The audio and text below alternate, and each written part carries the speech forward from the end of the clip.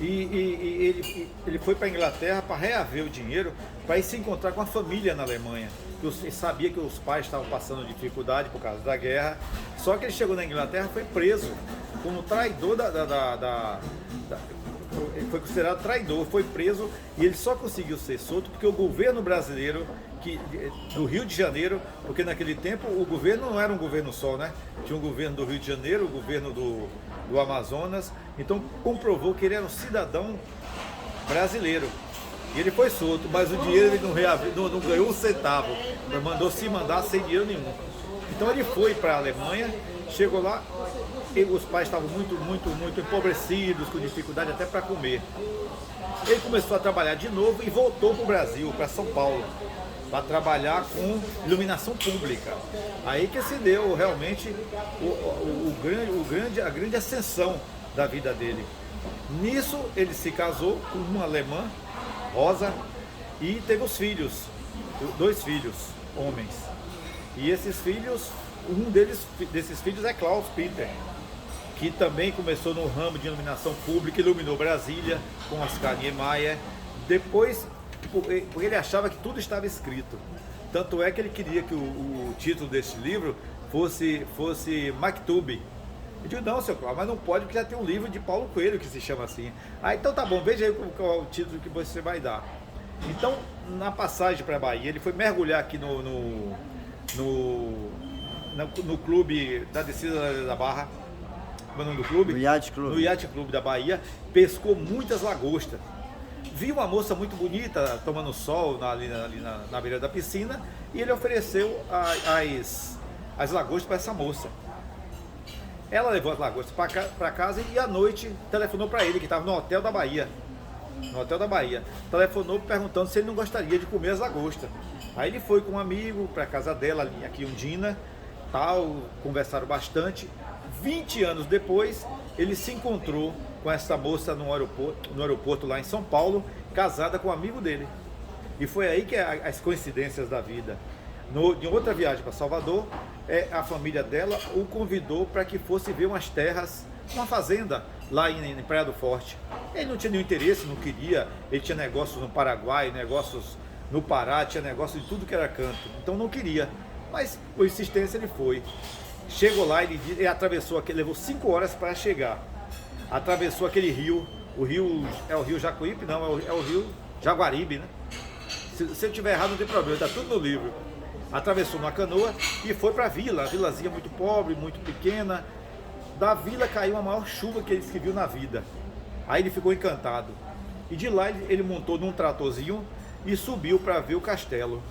Quando ele viu o castelo, que subiu em uma daquelas seteiras, aquela janela com aquelas pontas, né? Que viu lá de cima, pronto. Enlouqueceu, disse que eu vou comprar isso aqui de qualquer jeito. Chamou o amigo para ser sócio dele, o amigo não queria, mas depois de muita insistência, ele comprou exatamente 4.000 hectares de terra da fazenda de Dona Nair, esqueci o sobrenome dela, mas é Dona Nair, 4.000 hectares por $500 mil. Isso em 1970. O que, lógico, o dólar não era igual hoje, mas era um bom dinheiro, mas era muito barato para a época também. Ele comprou tudo aquilo e começou o trabalho de desenvolvimento.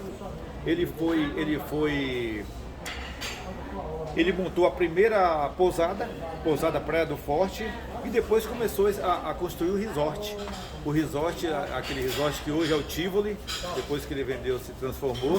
E aí começou o desenvolvimento, a fazer as propagandas, a correr o mundo para mostrar aquilo tudo, e transformou aquilo em um dos maiores polos turísticos do Brasil. E um dos mais fantásticos também. É lindíssimo toda aquela área, e conseguiu desenvolver a vila. Porque a vila era uma vila simples de pescadores. E hoje é o que é a Praia do Forte, quase uma cidade muito desenvolvida, aliás, até desenvolvida demais. E evidentemente neste livro eu conto toda a história do castelo de Garcia Dávila. Até as lendas que diziam que Garcia Dávila jogava os escravos para a onça comer, que tinha um túnel secreto que saía no mar. Ora, um escravo naquela época chegou a custar 1 quilo de ouro. Imagine se alguém ia jogar 1 quilo de ouro todo dia para uma onça comer. bobagem, é umas lendas bobas que se cria, mas que isso realmente enfeita a história.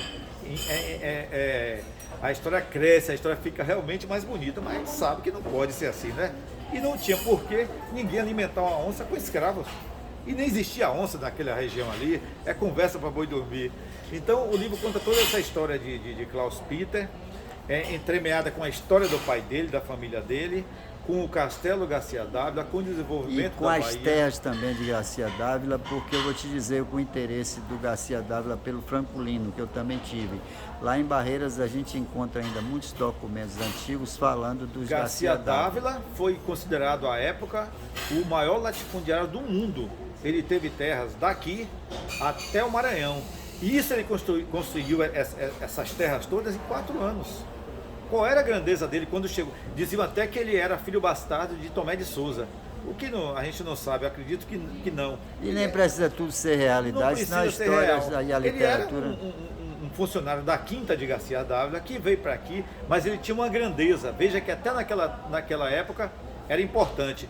Ele sabia ler e contar. Eis a riqueza dele. A riqueza dele não foi as terras que ele conquistou, era porque ele sabia ler e contar. E foi isso que transformou ele. E certamente ele foi trabalhar com Tomé de Souza e sabia ler. Não era besta, devia ser muito sabido e inteligente, um homem forte, e conseguiu toda essa fortuna, essa riqueza.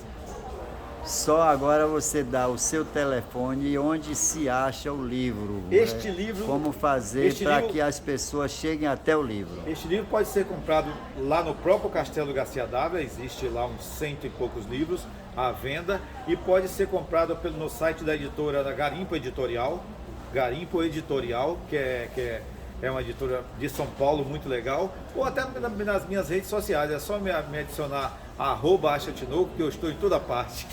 Esse @AchaOTinoco, eu não ouvi bem, então eu imagino que as pessoas, você falou muito rápido, Achel é ACHEL, Tinoco. Aproveita e dá o seu zap aí, porque sempre as pessoas vão querer também falar com você. 719-9953 1722. Pode me contactar, que se não conseguir encontrar na internet, eu dou um jeito, eu mesmo compro, eu mesmo envio, não tem problema nenhum. Mas você vai receber seu livro. Vamos encerrar esse bloco e vamos continuar, viu, gente?